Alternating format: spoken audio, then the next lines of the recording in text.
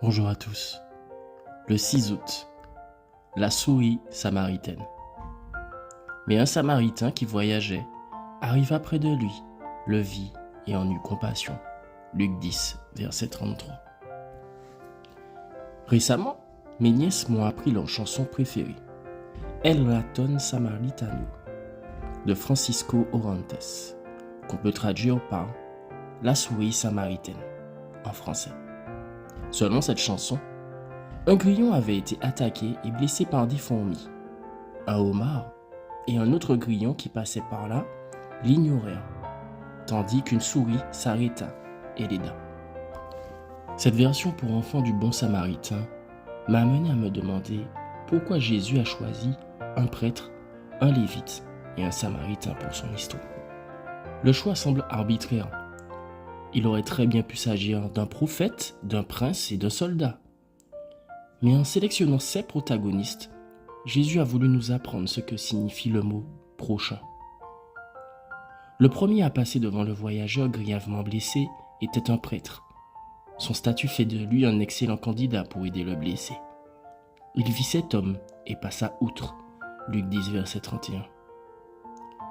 Jésus ne dit pas pourquoi le prêtre ne voulait pas aider. Il ne sert donc à rien de spéculer. Tout semble indiquer que la fonction du prêtre dans l'histoire est d'élever nos attentes, puis de les dissiper. Le deuxième personnage est un lévite, qui, étant d'un rang inférieur au sacerdoce, suscite moins d'attentes. Mais comme il ne propose pas non plus d'aide, la situation du blessé semble perdue. C'est à ce moment-là que l'histoire prend une tournure surprenante. Le modèle logique de l'époque aurait été prêtre, lévite, israélite. Et ce dernier aide le blessé. Mais le maître introduit un personnage inattendu.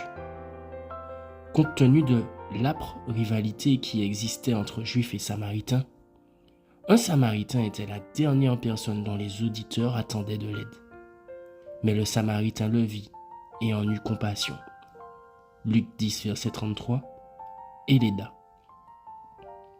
Pour Jésus, l'essence d'être prochain consiste à avoir la sensibilité de voir un besoin et de le satisfaire, même si ce n'est pas ce que l'on attend de nous. Et seule la compassion peut nous amener à nous mettre à la place de l'autre et à nous encourager à agir pour son bénéfice. Mais il y a plus. Le contexte de la parabole est le deuxième grand commandement. Tu dois aimer ton prochain comme toi-même.